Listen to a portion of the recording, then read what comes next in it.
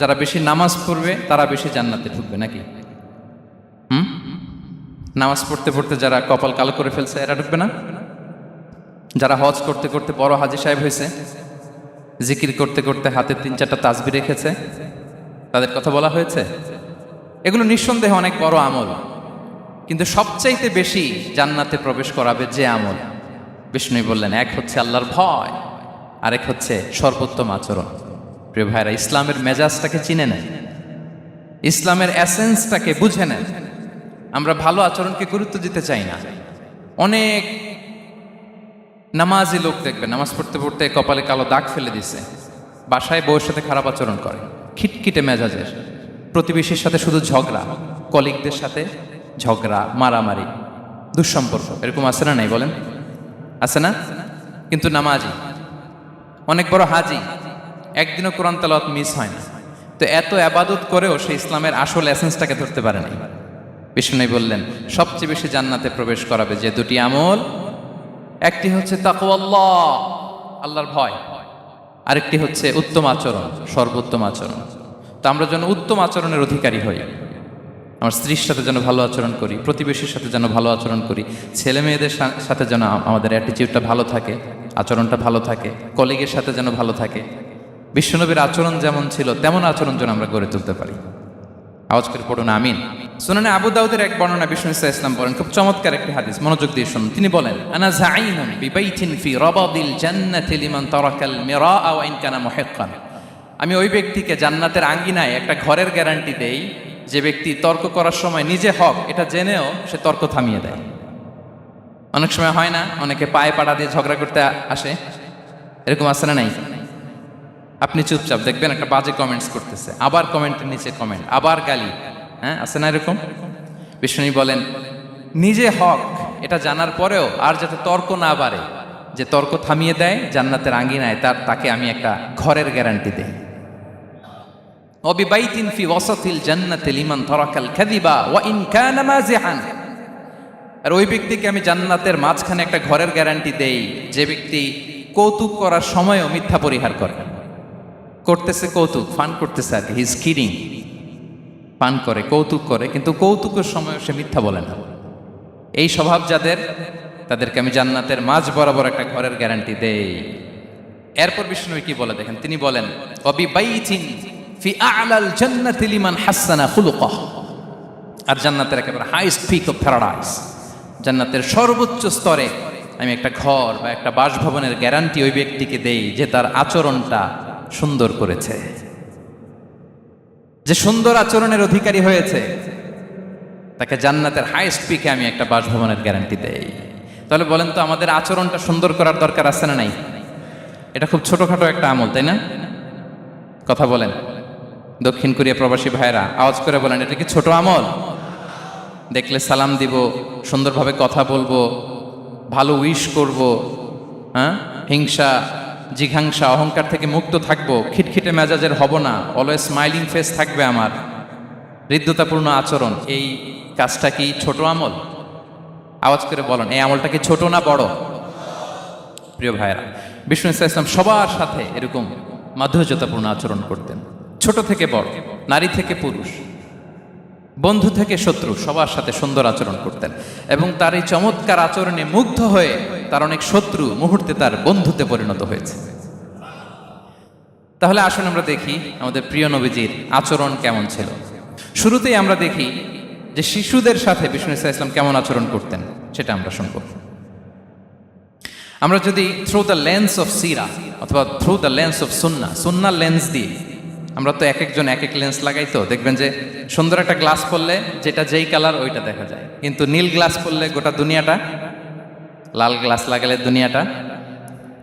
এই জন্য কোরআনের লেন্স দিয়ে আমরা বিশ্ব দেখি। কোন লেন্স দিয়ে বিশ্ব দেখব? We see the world through the lens of Quran. আজকের আলোচনাটা আমরা করব থ্রু দ্য লেন্স অফ সিরা, সিরাতের আলোকে, সুন্নাহর আলোকে দেখি বিষ্ণু ইসলাম শিশুদের সাথে তিনি কেমন আচরণ করতেন। বিষ্ণু ইসলামের কাছে যখন কোনো শিশু নিয়ে আসা হতো, তিনি তাহনিক করতেন। হাদিসে এসেছে, সিরায় এসেছে। তাহনিক কি?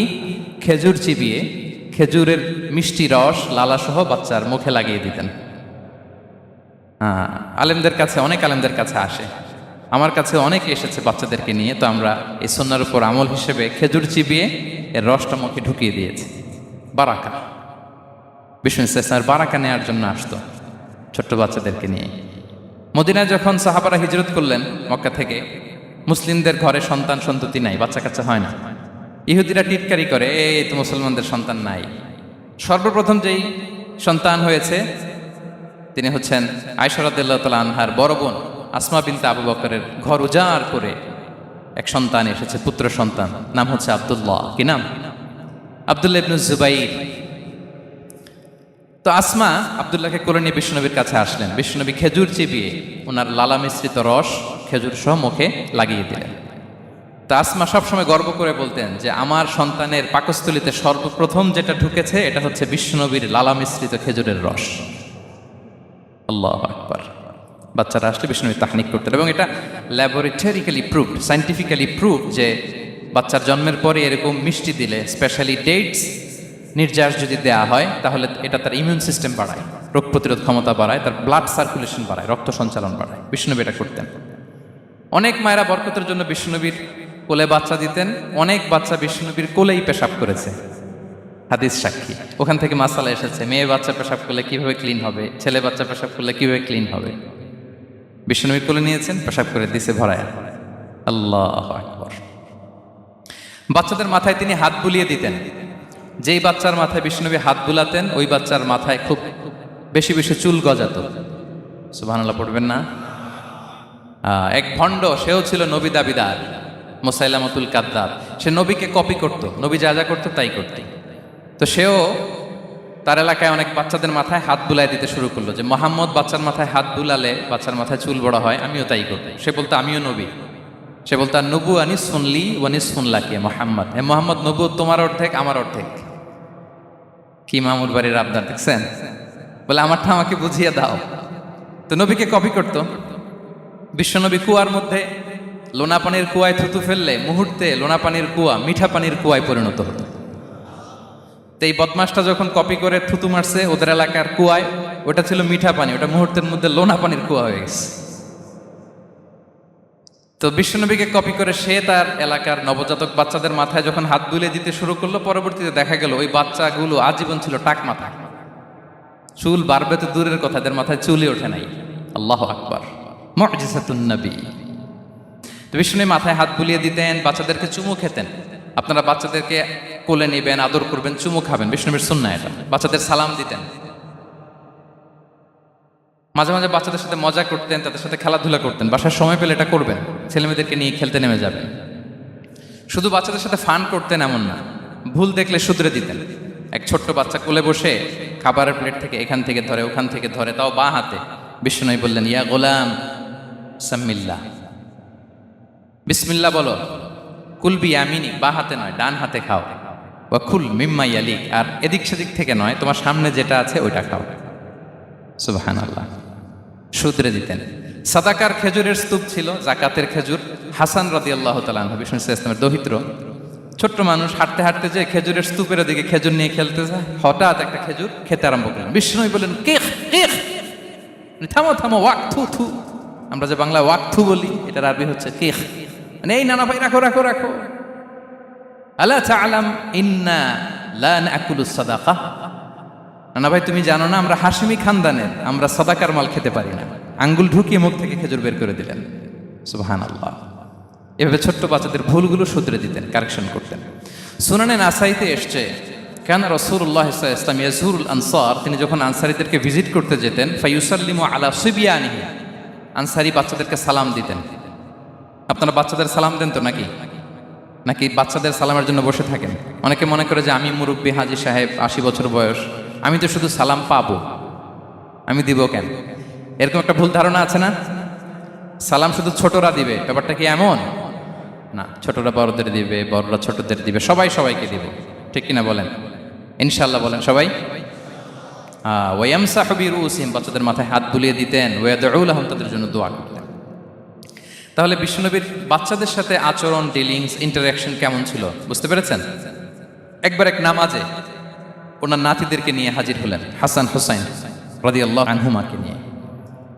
তো নামাজের এক সিজদায় বিশ্বনবী এমন লম্বা সময় সিজদায় পড়ে রইলেন, মাথা আর উঠান না। মুসল্লিরা তো অবাক, সাহাবারা ভাবলেন হায় রে, নবীজি অসুস্থ হয়ে গেলেন নাকি, অথবা ওহী নাজিল হলো নাকি। নামাজ শেষে সাহাবারা জিজ্ঞেস করলেন, ইয়া রাসূলুল্লাহ, আপনি কি অসুস্থ হয়েছেন নাকি ওহী নাজিল হচ্ছিল? এত লম্বা সিজদা দিতে তো কখন দেখি নাই। বিশ্বনবী বললেন, না না, কুল্লুন যালিকা লাম ইয়াকুন, কোনোটাই না, বরং ওয়ালাকিন নাবনি ইরতাহালানি, আমার নানা ভাই হাসান হোসাইন সিজদারত অবস্থায় আমার পিঠের উপরে উঠে বসেছিল। ফাকারিহতু আন উআজ্জিলাহু হাত্তা ইয়াকদিয়া হাজাতা, আমি উঠে গেলে তাদের ডিস্টার্ব হবে, এজন্য সিজদায় পড়েছিলাম। যতক্ষণ তাদের পিঠে উঠে খেলতে মনে চেয়েছে তারা খেলেছে, তারা নেমেছে, তারপরে সিজদা থেকে মাথা উঁচু করে দাঁড়িয়েছি। সুবহানাল্লাহ বিহামদিহি। কিন্তু আমরা কাঁধে নিয়ে খেলবো তো দূরের কথা, আমরা অনেকে বাচ্চাদেরকে মসজিদে দেখলেই রেগে যাই, আছে না নাই? অনেক মুরব্বীরা আছে মসজিদে বাচ্চা দেখতে পারে না, দেখবেন হ্যাঁ, খিটখিটে মেজাজের হয়ে যায়, রিয়্যাক্ট করে। আলহামদুলিল্লাহ গত অনেক বছর ধরে বাংলাদেশে এটা নিয়ে আমরা কন্টিনিউয়াসলি বলেছি যে না, শিশুদেরকে আপনারা মসজিদে আসলে ধমক দিবেন না, ভুল করলে, আওয়াজ করলে, চিৎকার করলেও তাদেরকে বকা দেওয়া যাবে? বলেন, আজকে যদিও বকা খেয়ে মসজিদ থেকে ফিরে যায়, আর কোনোদিন মসজিদের দিকে পা বাড়াবে? ও যাবে ক্লাবে, হ্যাঁ, ও যাবে গানের কনসার্টে, আর ফেরাতে পারবেন মসজিদে? আর আসবে না। খবরদার, আপনার একটা ধমকের কারণে মসজিদমুখী কোনো শিশু যেন অন্যদিকে না যায়।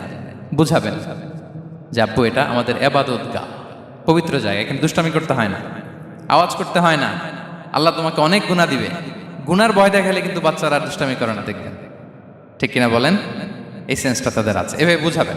মুসনাদে আহমদ একটা হাদিস এসছে, বিষ্ণু ইসলাম ওনার চাচাতো ভাইদেরকে নিয়ে দৌড় প্রতিযোগিতা করাতেন, লাইন ধরে দাঁড় করাতেন, আর বলতেন, মান সাবাকা ইলাইয়া ফালাহু কাদা ওয়া কাদা, সবাই দাঁড়াও, দেখি কে কার আগে আমাকে দৌড়ে ধরতে পারে, যে ধরতে পারবে তাকে পুরস্কার দেব। আল্লাহু আকবার। এবং বিশ্বনবীর এই কথা শুনে সবাই দৌড়ে যে বিশ্বনবীর ঘাড়ের উপর উঠতো, বুকের উপর উঠতো, ঝাঁপিয়ে পড়তো, বিশ্বনবী সবাইকে ধরে আগলে নিতেন, প্রত্যেকের গালে চুমু খেতেন। পড়েন সুবহানাল্লাহ। এই ছিল শিশুদের প্রতি বিষ্ণু ইসলামের আচরণ।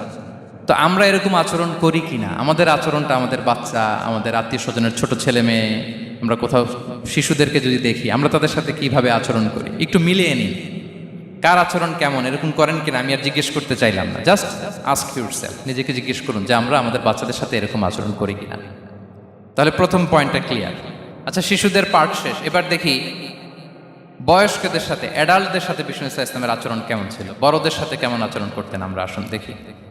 সাহাবারা তো সবচাইতে বেশি বিষ্ণুনবীর সঙ্গ পেয়েছেন, তাই না? তাদের সাথে কেমন আচরণ ছিল?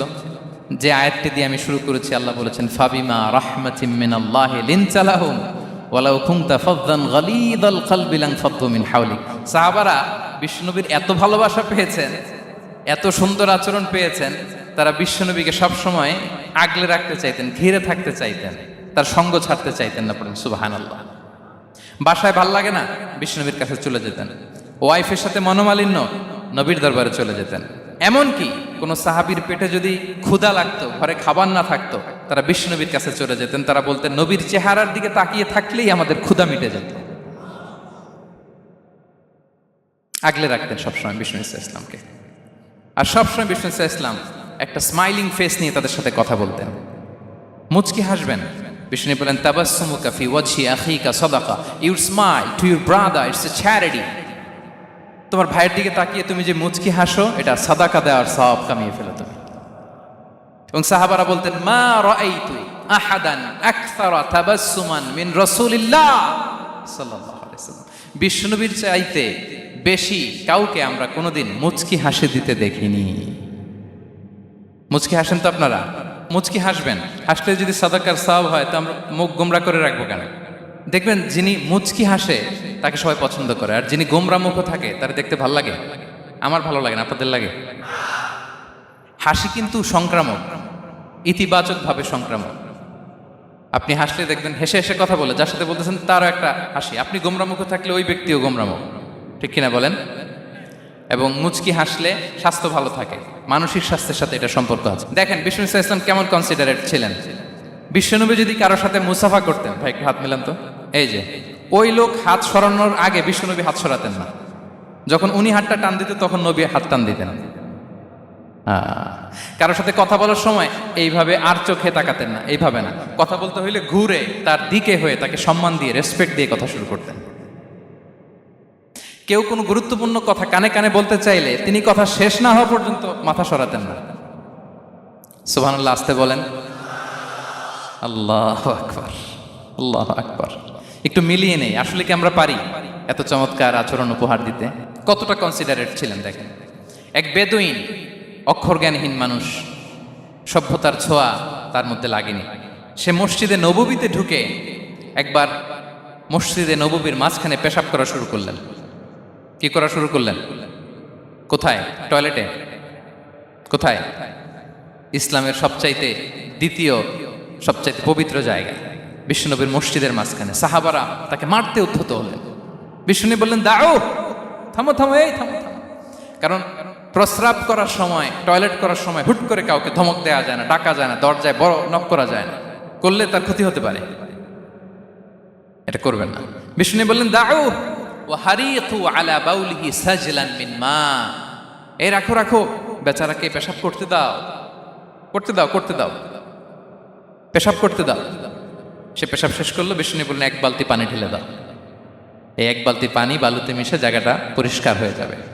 এরপর বিষ্ণু ইসলাম বললেন, ফাইন্নামা বুইসতুম মুয়াসসিরিন ওয়ালাম তুবআসু মুআসসিরিন, তোমরা এত কঠোর হচ্ছ কেন? আল্লাহ তো তোমাদেরকে কঠোর করে পৃথিবীতে পাঠাননি, সহজপন্থী করে আল্লাহ তাআলা আমার এই উম্মতকে পৃথিবীতে পাঠিয়েছে। পড়েন সুবহানাল্লাহ। দেখেন কত চমৎকার আচরণের ছিলেন। এবং পরে লোকটাকে বুঝিয়ে বললেন, সে কালিমা পড়ে মুসলমান হয়ে গিয়েছে। আল্লাহু আকবার। এই ছিল বিষ্ণু ইসলামের ইন্টারাকশন সাহাবাদের সাথে। এবং সাহাবাদের জন্য তিনি দোয়া করতেন প্রাণ ভরে। প্রিয় ভাইরা, দোয়া চাওয়া, দোয়া করা দুটোই সুন্নাহ। প্রাণ ভরে তিনি সাহাবাদের জন্য দোয়া করেছেন। বিষ্ণু ইসলাম একবার ওয়াশরুম সেরে এসে দেখলেন কে যেন অজুর পানি রেখে গিয়েছে। জিজ্ঞেস করলেন, কে রেখেছে? বলা হলো, আব্দুল্লাহ ইবনে আব্বাস রেখে, ছোট্ট আব্দুল্লাহ। বিষ্ণু ইসলাম খুশি হয়ে গেলেন, হায় রে, সে কিভাবে খেয়াল করলো, আমি এখন ওয়াশরুম থেকে আসলেই তো আমার অজুর পানি লাগবে। খুশি হয়ে একটা দোয়া করলেন তার জন্য। তিনি বললেন, আল্লাহুম্মা ফাক্কিহহু ফিদ্দীন ওয়া আল্লিমহু তা'ওয়িল, মানে হে আল্লাহ, আপনি তাকে দ্বীনের জ্ঞান দেন এবং কোরআনের ব্যাখ্যা তার শিক্ষা দেন। বিশ্বনবীর এই দোয়া এমন ভাবে কবুল হয়েছে, এই আব্দুল্লাহ ইবনে আব্বাস যত মুফাসসির পৃথিবীতে আসবে সকল মুফাসসিরদের সম্রাট হিসেবে আল্লাহ তাকে কবুল করেছেন। বিশ্বনবীর দোয়া তারা পেয়েছেন। উম্মে সুলাইম রাদিয়াল্লাহু তাআলা আনহা, আনাস রাদিয়াল্লাহু তাআলা আনহুকে নিয়ে আসলেন। বললেন, নবী হে, আপনি এসেছেন, আমরা যে এত খুশি মদিনাবাসী, সবাই দেখে আপনার হাতে কিছু না কিছু হাদিয়া দেয়, আমি কি দিব? কিছু দেয়ার নাই, কিছু দেয়ার নাই, আমি গরিব মানুষ, আমি আমার নাড় ছেঁড়া ধন, কলিজার টুকরা আনাস, আমার শিশু সন্তানটারাই আপনারে হাদিয়া দিয়ে দিলাম। খোয়াই দিমুকা আনাস, নবী হে, সে আপনার ছোট্ট খাদেম হবে, আপনার কাজ করে দিবে। উদু আল্লাহ আলাহ, আপনি তার জন্য একটু দোয়া করেন। বিষ্ণুনবী দোয়া করলেন, কি দোয়া করলেন? আল্লাহুম্মা আকসির মালাহু ওয়া ওয়ালাদা, আল্লাহ আনাসের সম্পদও বাড়ায় দাও, ওয়া ওয়ালাদা, তার সন্তানও বাড়ায় দাও। দেখেন এই দোয়ার কি বরকত। এই দোয়ার বরকতে আনাস বলে, মদিনাতে যত খেজুর বাগান ছিল সবগুলো খেজুর বাগানে বছরে খেজুর হতো একবার, কিন্তু নবীর দোয়ার বরকতে আমি আনাসের বাগানে খেজুর হতো বছরে 2 বার। আর ওনার সর্বসাকুল্যে ছেলে মেয়ে ছিল, কোনো বর্ণনায় 78 জন, কোনো বর্ণনায় 80 জন। আমাদের পুরো বংশে আছে 80 জন, কথা বলেন। আপনার পুরো গোষ্ঠীতে 80 জন আছে। ওনার শুধু ছেলে মেয়ে, একজনের ছেলে মেয়ে কয়জন? 80 জন। বিশ্বনবীর দোয়া কি ইন্টারেকশন দেখেন, একজন ট্রু লিডারের কি বৈশিষ্ট্য। তিনি সাহাবীদের ভালো গুণ দেখলে তাদেরকে উৎসাহিত করতেন, ইন্সপায়ার করতেন, প্রশংসা করতেন। আবু মুসা আল-আশআরী রাদিয়াল্লাহু তাআলা আনহু, তিনি রাত জেগে চমৎকার কণ্ঠে তেলাওয়াত করতেন। একদিন তার ঘরের পাশ দিয়ে বিষ্ণুনবী যাচ্ছিলেন। পরের দিন বললেন, আবু মুসা, আমি কিন্তু তোমার কণ্ঠ শুনেছি, বড় সুরেলা গলা তোমার। লাকাত উতিতা মিজমারান মিন মাজামিরি আলি দাউদ, দাউদ নবীর গলায় আল্লাহ যে সুরের ঝংকার দিয়েছেন, এই উম্মতের মধ্যে আল্লাহ তোমার গলায় সেই সুরের লহরী ঢেলে দিয়েছেন। আচ্ছা বলেন, নবী যদি প্রশংসা করে যে তোমার তেলাওয়াতটা খুব সুমধুর হয়েছে, তার কেমন লাগবে বলেন তো? আচ্ছা নবী বাদ দেন, শায়েখ আব্দুর রহমান আস-সুদাইস এসে যদি আপনারে বলে তোমার কণ্ঠটা তো বড় মিষ্টি, কেমন লাগবে আপনার? আর স্বয়ং বিশ্বনবী যদি বলে, সুবহানাল্লাহ পড়বেন না? আল্লাহু আকবার। এইভাবে ইসলাম সাহাবাদেরকে উৎসাহিত করতেন। মাঝে মাঝে প্রশ্ন করতেন, তাদের অ্যাটেনশন গ্রো করার জন্য তিনি প্রশ্ন করতেন। একবার বলেন দেখি কে বলতে পারে ইন্না মিনাশ শাজারি শাজারা লা ইয়াসকুতু ওয়ারাকুহা মাসালুহা মাসালুল মুমিন। একটা গাছ আছে, এই গাছের পাতা ঝরে না, এর দৃষ্টান্ত মুমিনের দৃষ্টান্ত। কে পারো দেখি? কোনো সাহাবী পারে না, কারণ তারা ভাবতেছিল দূরের ওই সিরিয়ার কোনো গাছ হবে, অমুক জায়গার মরুভূমির গাছ হবে, ঘরের পাশে যে খেজুর গাছ ওইটা আর কেউ ভাবে না। ভাবছে প্রশ্ন যেহেতু করছে, এত সহজ উত্তর হইলে তো প্রশ্ন করার কথা ছিল না। তারা এইটা বলে ওইটা বলে, ক্যাকটাস গুলমলাতা ওই গাছ। নবী বলে না, ইন্নাহা আন-নাখলা, এটা খেজুর গাছ। কি গাছ? তো আব্দুল্লাহ ইবনে ওমর তখন খুব ছোট, তিনি মনে মনে ধরে ফেলছিলেন, কিন্তু ভয়ে বলে না। তো বাসায় যে ওমর রাদিয়াল্লাহুকে বলে, আব্বা আপনারা কেউ পারেন না, আমি তো জানতাম এটা খেজুর গাছ, তো বললা না যে? আব্দুল্লাহ বলে আপনি পারেন না, অন্যান্য সাহাবারা বাচ্চা ছাড়া কেউ পারে না, আমি কেমনে কই? ওমর রাদিয়াল্লাহু বললেন আজকে যদি তুমি বলতে পারতে, লাল উট পেলে আরবরা যে যত খুশি হয় আমি তার চেয়েও বেশি খুশি হয়ে যেতাম। নবীর সামনে আমার বুকটা এত বড় হয়ে যেত। আল্লাহু আকবার। দেখেন, প্রশ্ন ছুড়ে দিয়ে মনোযোগ আকর্ষণ করতেন সাহাবাদের, রসিকতা করতেন মাঝে মাঝে। রসিকতা, এক সাহাবী বলেন ইয়া রাসূলুল্লাহ, আমার চলতে বড্ড কষ্ট হয়, আপনি যদি দয়া করে আমাকে একটা উট দিতেন তাহলে আমি রাইড নিতাম এটার উপরে, এটা দিয়ে চলতাম, সফরের কষ্ট কমে যেত। বিষ্ণু বলেন যাও ঠিক আছে, তোমাকে একটা উটের বাচ্চা দিব। কি দিব? সাহাবী বলেন ইয়া রাসূলুল্লাহ, আমি চাইলাম কি আর আপনি বললেন কি? আমার তো লাগবে এমন উট যেটা দিয়ে মরুভূমিতে চলা যায়। বিষ্ণু বললেন ওই উটটাও তো অন্য কোনো না কোনো উটের বাচ্চা। সুবহানাল্লাহ পড়বেন না? ছোট্ট কথা, দেখেন কি রসিকতা, কি সেন্স অফ হিউমার। সুবহানাল্লাহ। সাহাবীদের সাথে এক কাতারে মিশে কাজ করতেন, নিজ হাতে সাহাবীদের সাথে মিশে কি করেছেন? মসজিদে নববী নির্মাণ করেছেন। পঞ্চম হিজরিতে নিজে মরুভূমির বালু খনন করে পেটে পাথর বেঁধে পরীক্ষা খনন করেছেন সাহাবীদের সাথে। True leader. শুধু তাই নয়, সাহাবারা ভালো পরামর্শ দিলে সেটা অ্যাকসেপ্ট করতেন। আমাদের মধ্যে অনেকের একটা ইগোইস্টিক ঝামেলা আছে, বাড়ির কাজের মেয়ে বলছে, কাজের ছেলে বলছে, এই আমার স্টাফ বলছে, এটা আমি কেন শুনবো? এরকম একটা মেন্টালিটি অনেকের আছে না নাই? অনেক সময় তাদের মধ্য থেকেও ভালো পরামর্শ আসতে পারে না। বলেন পারে কি না? বিশ্বনবী দেখতেন কেউ ভালো পরামর্শ দিলে সেটা পিক করতেন, নিয়ে নিতেন। বদরের যুদ্ধে মুসলিম সৈন্যরা কোথায় ক্যাম্প করবে, বিশ্বনবী হঠাৎ একটা জায়গায় ক্যাম্প স্থাপনের নির্দেশনা দিলেন। হাব্বাব ইবনুল মুনজির রাদিয়াল্লাহু তাআলা আনহু তিনি বললেন ইয়া রাসূলুল্লাহ, অনুমতি দিলে একটা কথা বলবো। কি কথা? এই যে আপনি ক্যাম্প স্থাপন করলেন এখানে, এটা কি আল্লাহর আদেশে না আপনার ইচ্ছায়? নবী বললেন আমার ইচ্ছা, এটা আল্লাহর আদেশ নয়। তাহলে ঠিক হয় নাই, লোকেশন সিলেকশন ঠিক হয় নাই। তাহলে কোথায়? হাব্বাব বললেন ইয়া রাসূলুল্লাহ, ওই যে কূপ দেখা যায় ওখানে, দ্যাটস আওয়ার লোকেশন, ওখানে করলে ভালো হবে। কেন? বলতেছে আমরা ওখানে ব্যারিকেড দিয়ে রাখবো, পানি আমাদের কন্ট্রোলে থাকবে, কুরাইশরা পানির অভাবে যুদ্ধ ছাড়াই মরবে, আমরা পানি খেয়ে যুদ্ধ করবো। সুবহানাল্লাহ বলেন। বিশ্বনবী সাথে সাথে হাব্বাবের কথা মেনে নিলেন, বলে যে না, আমি যে ডিসিশন দিয়েছি সৈন্যদের মধ্যে আবার ছড়িয়ে দাও, we should change our location. আল্লাহু আকবার। তাহলে সাহাবাদের সাথে ইন্টারেকশন কি ফ্র্যাঙ্কলি, কি ওপেন মাইন্ডেড। সুবহানাল্লাহ বিহামদি। তাহলে শিশুদের সাথে গেল, বড়দের সাথে, সাহাবাদের সাথেও গেল। আল্লাহ। আচ্ছা, 3 নম্বরে স্টাফের সাথে, কর্মচারীর সাথে, সেবকের সাথে বিষ্ণু ইসলাম কি আচরণ করেছেন? বিষ্ণু ইসলামের অনেক খাদেম ছিল, সিরাতে এসেছে। সবার কথা তো বলা যাবে না, একজনের কথা বলি, আনাস রাদিয়াল্লাহু তাআলা আনহুর কথা। আনাস লক্ষ্মীপুরে, আমি এক জায়গায় ওনার কোনো একটা ওয়াজ করতে যেয়ে আমি বললাম আনাস নামটা কেমন লাগে, কারণ অনেকে বাচ্চা নিয়ে এসে বলে হুজুর নাম রেখে দেন। তাই আমি বললাম আজকে এখানে নাম দিয়ে দেই আনাস, এই বছর এই লক্ষ্মীপুরে যত বাচ্চা হবে যাদের মনে চায় আনাস রেখে দিয়েন। 3-4 বছর পরে শুনি আনাস দিয়ে লক্ষ্মীপুর ভরে গেছে।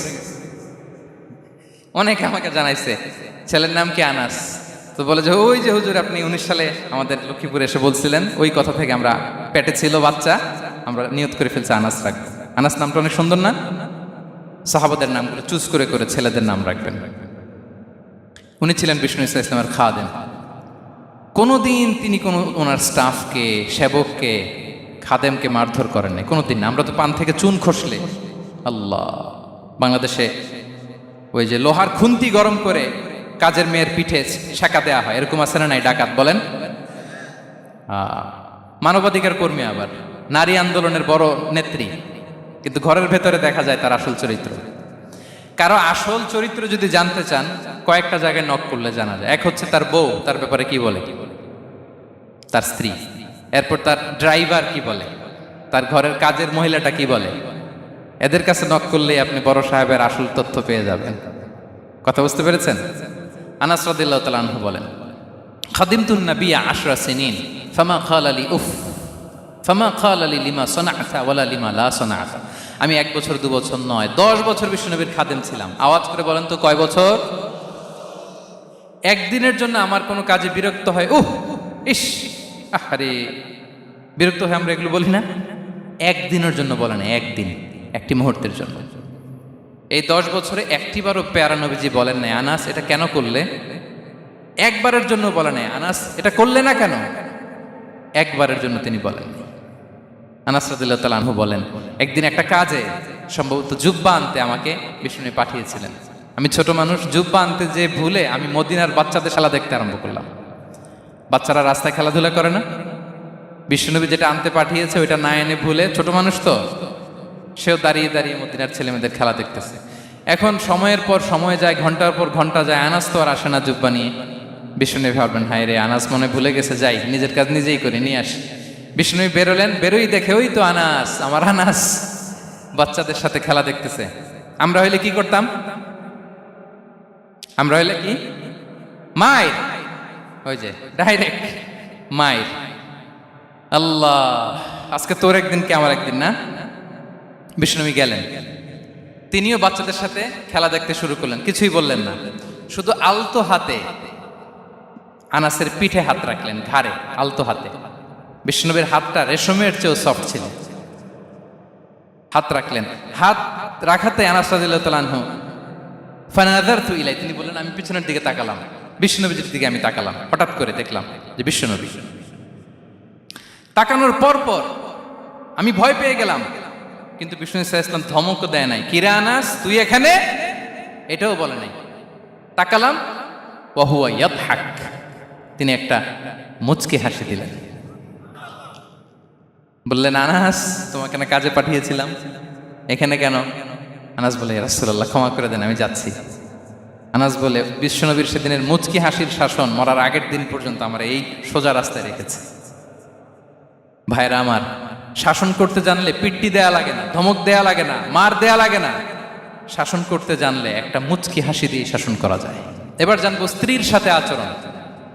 স্ত্রী যার সাথে আমার সম্পর্ক খুবই গভীর, খুবই মজবুত, তার সাথে কেমন আচরণ ছিল?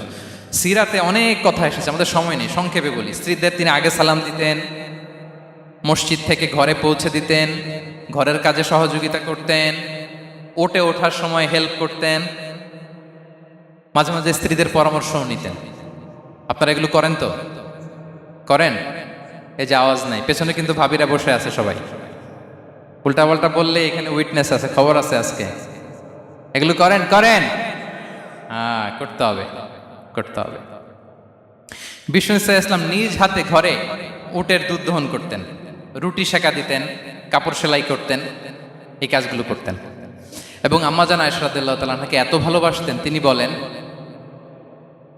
আমি গোশত খেয়ে ওইটার হাড্ডিটা রেখে দিলে বিশ্বনবী আমার খাওয়া হাড্ডিটা নিয়ে আবার চষতে শুরু করতেন।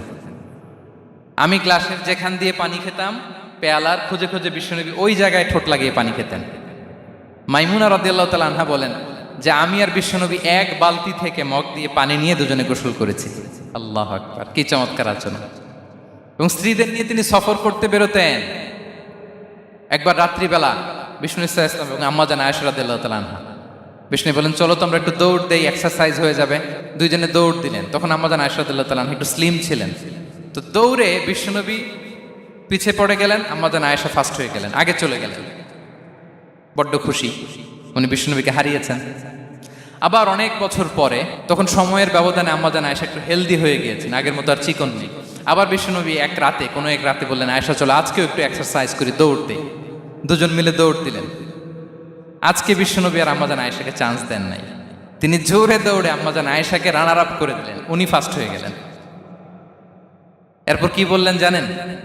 সুনান আবু দাউদের হাদিস, তিনি বললেন, ইয়া আয়েশা হাদিহি বিতিলকা সাবকা।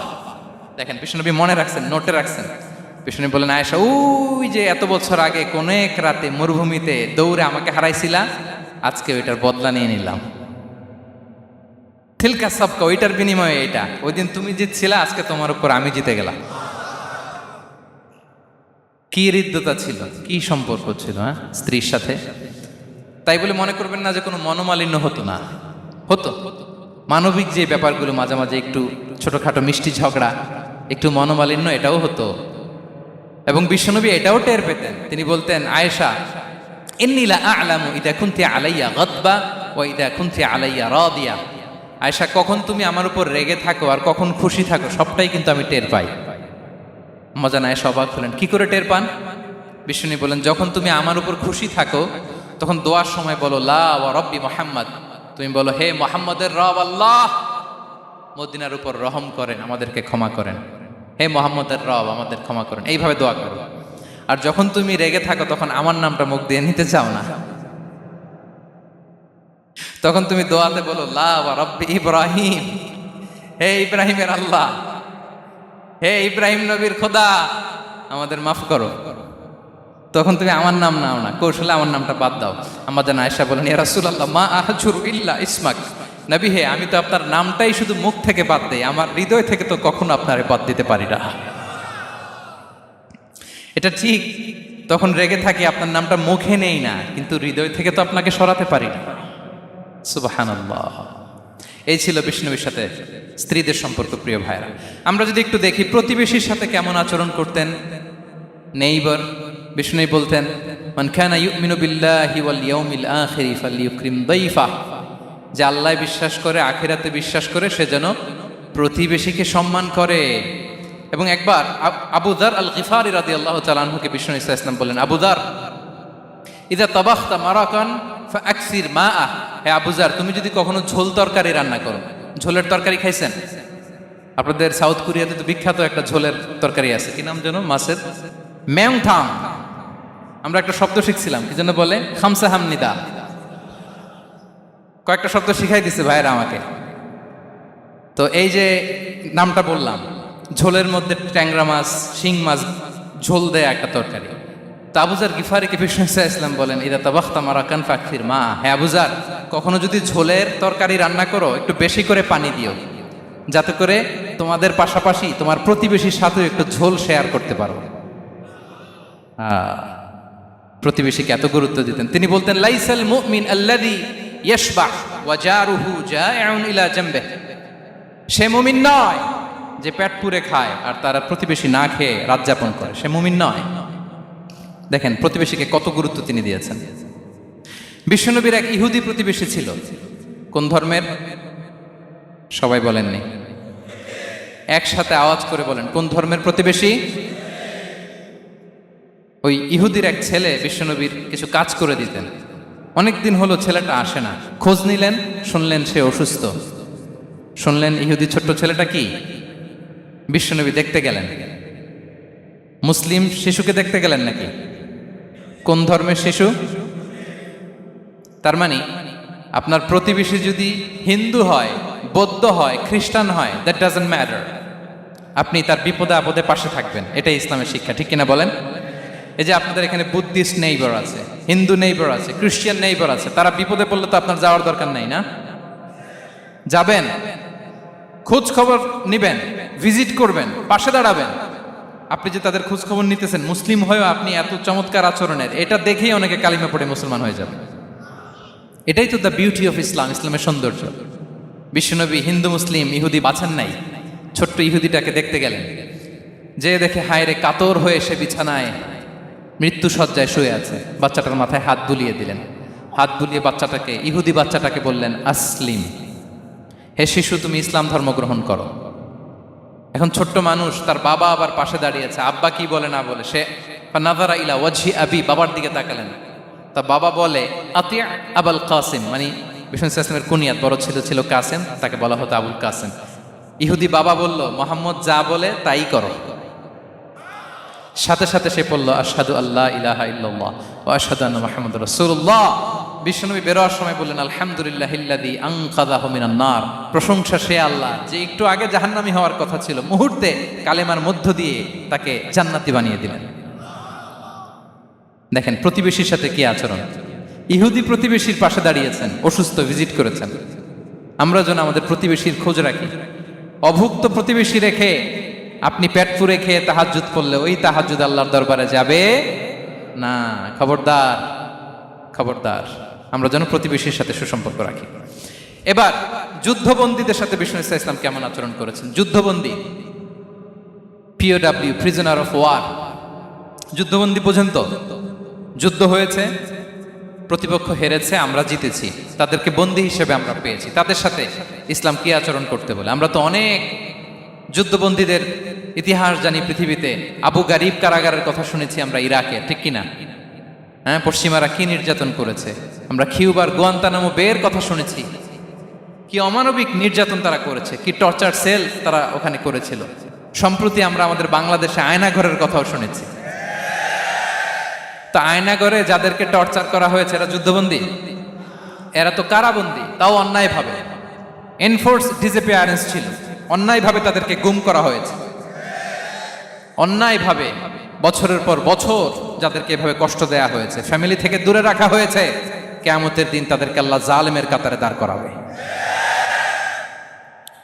ইসলাম কারাবন্দীতে দূরের কথা, যুদ্ধবন্দীদের সাথে ভালো আচরণের কথা বলেছে। আল্লাহ বলেন, ওয়ায়ুতঈমুনা আত-তাআমা আলা হুব্বিহি মিসকিনাও ওয়া ইয়াতীমান ওয়া আসীরা। বিশ্বাসীরা গরিব দুঃখীদের যেমনি খাবার খাওয়ায়, যুদ্ধবন্দীদেরও খাবার খাওয়ায়, যুদ্ধবন্দীদেরও খাবার খাওয়ায়। এবং বিষ্ণু বলেছেন, ইস্তাউসু বিল উসারা খায়রা, যুদ্ধবন্দীদের সাথে তোমরা ভালো আচরণ করো। বদরের যুদ্ধে 70 জন বন্দী হয়ে আসলো। বিশ্বনবী 70 জনকে সাহাবাদের মধ্যে ভাগ করে দিলেন, বললেন তোমরা খারাপটা খাবে, বন্দীদেরকে ভালোটা খাওয়াবে। কি নমুনা স্থাপন করেছে ইসলাম। সুমামা ইবনে উসাল রাদিয়াল্লাহু তাআলা আনহু নামে এক যুদ্ধবন্দীর ছোট্ট ঘটনা বলে আমি পয়েন্টটা শেষ করছি। ইয়ামামার বড় লিডার ছিলেন, যুদ্ধবন্দী হয়ে মদিনায় আসলেন, নাম সুমামা ইবনে উসাল রাদিয়াল্লাহু তাআলা আনহু। তখন মুশরিক ছিলেন, যুদ্ধবন্দী হিসেবে আনা হলো। তাকে মসজিদে নববীর পিলারের সাথে রশি দিয়ে বাঁধা হলো। বিষ্ণু বললেন, সুমামা কি অবস্থা তোমার, কেমন লাগে, তোমার সাথে কেমন আচরণ করা হবে বলো? বললেন, মুহাম্মদ তুমি চাইলে মারতেও পারো, বাঁচিয়েও রাখতে পারো। বিষ্ণু বললেন, সুমামা এ দুনিয়াটাই শেষ নয়, আখিরাতে বিশাল এক জগৎ পড়ে আছে।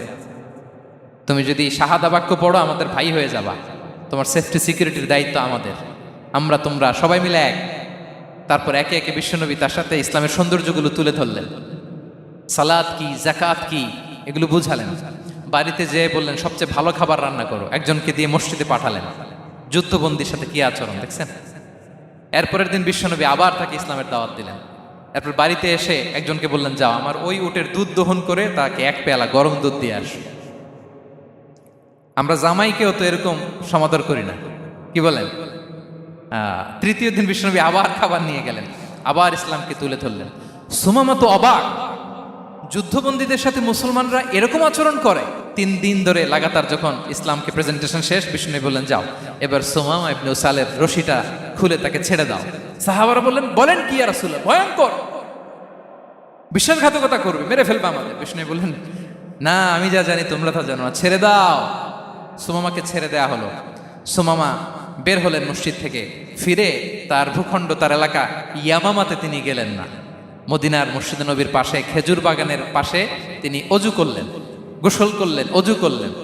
এরপর ফিরে এসে বিশ্বনবীর সামনে দাঁড়িয়ে বললেন, আশহাদু আল্লাহ ইলাহা ইল্লাল্লাহ ওয়া আশহাদু আন্না মুহাম্মাদান আবদুহু ওয়া রাসূলুহু, আমি সাক্ষ্য দিচ্ছি আল্লাহ ছাড়া কোনো ইলাহ নেই, আপনি আল্লাহর প্রেরিত রাসূল। হে মুহাম্মদ, আপনার চাইতে নিকৃষ্ট মানুষ আমার কাছে কেউ ছিল না, কিন্তু এখন থেকে আপনার চাইতে কোনো প্রিয় মানুষ আমার জীবনে নেই। ইসলামের চাইতে নিকৃষ্ট কোনো ধর্ম আমার জানা ছিল না, আজ থেকে ইসলামের চাইতে প্রিয় ধর্ম আমার কাছে নেই। মদিনার চেয়ে নিকৃষ্ট কোনো শহর আমার কাছে ছিল না, সবচেয়ে অপছন্দের শহর, আজ থেকে মদিনার চেয়ে প্রিয় শহর আমার কাছে নেই। দিস ইজ ইসলাম। বিশ্বনবী বললেন, হে নবী, আপনি আমাকে উমরার অনুমতি দিন।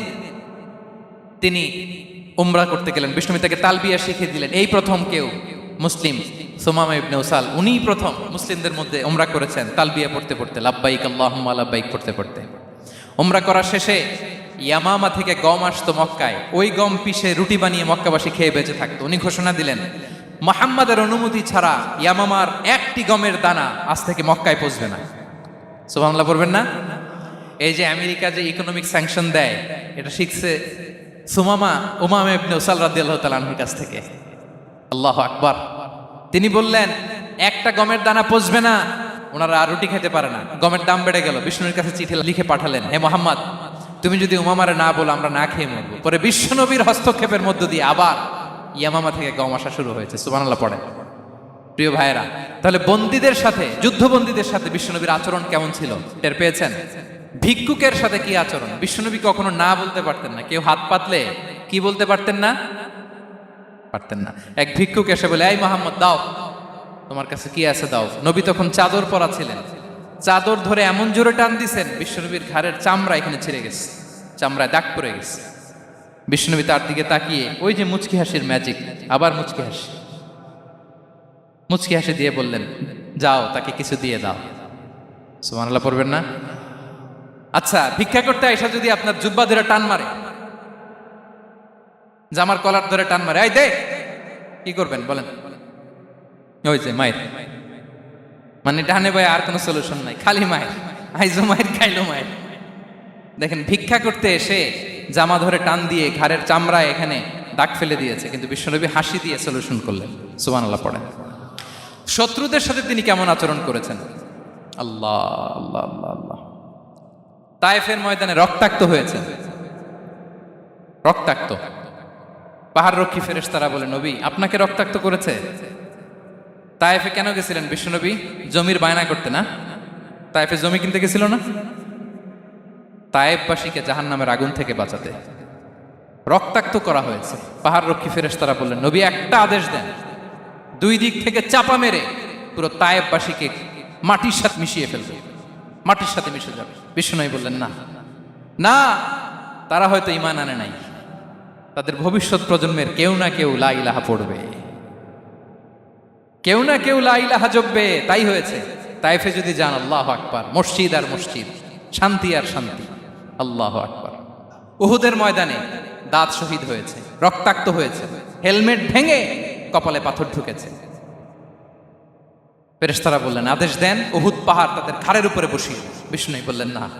বিষ্ণু বললেন, না, আল্লাহুম্মা হদি কওমি ফাইন্নাহুম লা ইয়ালামুন। আল্লাহ আমার কওমকে ক্ষমা করে দেন, ওরা বুঝে নাই। দেখেন, শুধু ক্ষমাই চান নাই যে আল্লাহ ওদেরকে মাফ করে দেন, ওদের হয়ে কৈফিয়ত দিয়েছেন আল্লাহকে, এক্সকিউজ দিয়েছেন। আল্লাহ কেন কেন ক্ষমা করবেন? কারণ ওরা বুঝে নাই। এক্সকিউজ দিয়েছেন, তাদের হয়ে কৈফিয়ত দিয়েছেন। এই ছিল শত্রুদের সাথে বিশ্বনবীর আচরণ।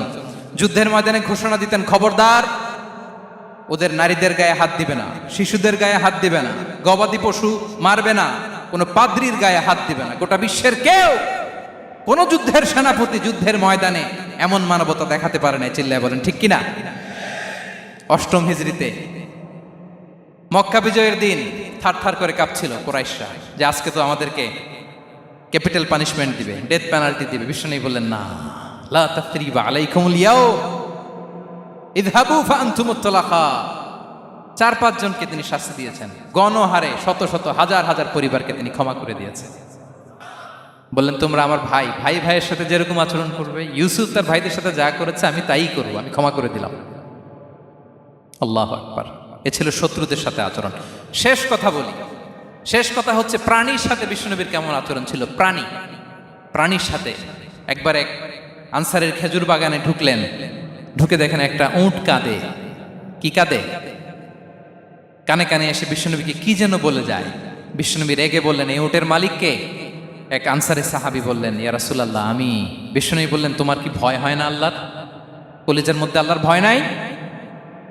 আল্লাহ তাআলা দয়া করে উটের মালিক তোমাকে বানিয়েছে, উট কানে কানে এসে আমাকে বলেছে তুমি তাকে কয়দিন ধরে খাবার দাও নাই, আর তাকে দিয়ে কাজ করিয়েছে অনবরত। খবরদার, কিয়ামতের দিন আল্লাহ তাআলা জালিমের কাতারে তোমাকে দাঁড় করাবে।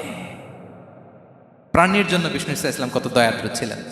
জবাই করার সময় বিষ্ণু বলতেন, ইহসানের সাথে জবাই করো, ছুরি ধারালো করে রাখো। কোরবানির সময় আমরা প্রাণীটাকে কি করি? আদর করি না, মেরে ফেলি। বলেন তো, জবাই করা মানে কি? মেরে ফেলতেছি। বিষ্ণু বলেন, ইদা কাতালতুম ফাহসিনুল কিতলা। মারবা ঠিক আছে, কিন্তু মন মতো না, ইহসানের সাথে কতল করো। ওয়ালিয়ুহিদ্দা আহাদুকুম শাফরাতাহু ওয়ালইয়ারিহ যাবিহাতাহু। ছুরিটাকে ধার করে রাখো যাতে করে খুব সহজে তার রুহটা বের হয়ে যায়। সুবহানাল্লাহ। দেখেন, আমরা নিজেদের সাথে একটু মিলাই। বাংলাদেশে দেখেন তো, কুকুর একটা দেখলে আমরা কি করি? হ্যাঁ, হয় লাথি নয় একটা ঢিল।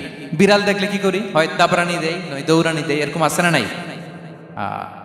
উন্নত দেশগুলোতে দেখবেন রাস্তার মাঝখানে একটা ছোট্ট সাপ, পুরো হাইওয়েতে সবগুলো গাড়ি থেমে গিয়েছে একটা হাঁসের বাচ্চা বাঁচানোর জন্য, একটা সাপের বাচ্চা বাঁচানোর জন্য। আর আমরা পাখির মতো মানুষকে গুলি করে মারি, মানুষকে আমরা গুলি করে মারি পাখির মতো নির্বিচার। প্রিয় ভাইয়েরা, বিষ্ণু ইসলাম প্রাণীর প্রতি আমাদেরকে দয়াদ্র হতে বলেছেন। তাহলে বিশ্বনবীর আচরণ কেমন ছিল একটা ওভারঅল ধারণা আপনারা পেয়েছেন প্রিয় ভাইয়েরা? হ্যাঁ, শিশুদের সাথে কোমল আচরণ করবেন তো আপনারা, আদর করবেন, চুমু দিবেন, কোলে নিবেন, হ্যাঁ, ভুল করলে শুধরে দিবেন, পারবেন? বড়দেরকে আগে সালাম দিবেন তো, আর কর্মচারী একটা ভুল করলে পিটাইয়া শোয়াই ফেলবেন, এরকম করবেন না? ভালো আচরণ করবেন। স্ত্রীর সাথে কেমন আচরণ করবেন? হ্যাঁ, মাধুর্যপূর্ণ আচরণ। ওই একজন কয় হুজুর নাই, আরে বেটা হওয়ার পরে কেমন করবা ওইটা বলো না, নিয়ত করে রাখো যে আমরা আমাদের ঘরটাকে জান্নাতি ঘর বানিয়ে ফেলবো, ঠিক কিনা? প্রতিবেশীর সাথে যেন আমরা ভালো আচরণ করি, কারাবন্দীদের সাথে যেন আমরা ভালো আচরণ করি। ভিক্ষুক হাত পেতেছে, স্যার 2 দিন ধরে কিছু খাই নাই, 5টা টাকা দেন, দাঁড়ায় না গ্লাসের সামনে, ওর হাতে থালা, একটা ভাঙ্গা থালা, আর আপনি স্যুট পরা স্যার না, আপনারে গাড়ির এদিক থেকে বের করে ওদিকে ভাঙ্গা থালা দিয়ে বসাইতে, আর ওরে স্যুট পরে গাড়ির ভিতরে বসাইতে আল্লাহর কয় মিনিট লাগে বলেন তো? খবরদার, ফরিয়াদির সাথে যেন আমরা খারাপ আচরণ না করি, শত্রুদের সাথে যেন খারাপ আচরণ না করি, কোনো প্রাণীর প্রতিও যেন আমরা জুলুম না করি। প্রিয় ভাইরা, বিশ্বনবী এত মাধুর্যপূর্ণ আচরণ করতেন, শত্রু বন্ধু হয়ে যেত। আর আমাদের আচরণ দেখে আমার বন্ধু আমার শত্রু হয়ে যায়, ঠিক কিনা? আমরা যেন আমাদের আখলাককে সুন্দর করি, শুধু নামাজি, শুধু রোজাদার, হাজি সাহেব ইবাদত করি কিন্তু মানুষের সাথে বাজে আচরণ করি, এমনটা যেন না হয়। আমরা যেন সুন্দর আচরণ করে বিশ্বনবীর শেখানো পন্থা এরকম মাধুর্যপূর্ণ আচরণের অধিকারী হয়ে ফি আ'লাল জান্নাতি গরাফা, বিষ্ণু বলেছেন জান্নাতের সর্বোচ্চ স্তরে তারা অ্যাপার্টমেন্ট পাবে, ওই অ্যাপার্টমেন্টের অধিকারী যেন আমরা হতে পারি। আল্লাহ তৌফিক দান করুক। আল্লাহ তাআলা আমাদের সবাইকে কথাগুলো বোঝার আমল করার তৌফিক দান করুক। আল্লাহ তাআলা আপনাদের সবাইকে ভালো রাখুন, সুস্থ রাখুন, নিরাপদে রাখুন। হাযা মা ইনদি ওয়াল ইলমু ইনদাল্লাহ আলাইহি তাওয়াক্কালতু ওয়া ইলাইহি উনী। ওয়াসসালামু আলাইকুম ওয়া রাহমাতুল্লাহি ওয়া বারাকাতুহু।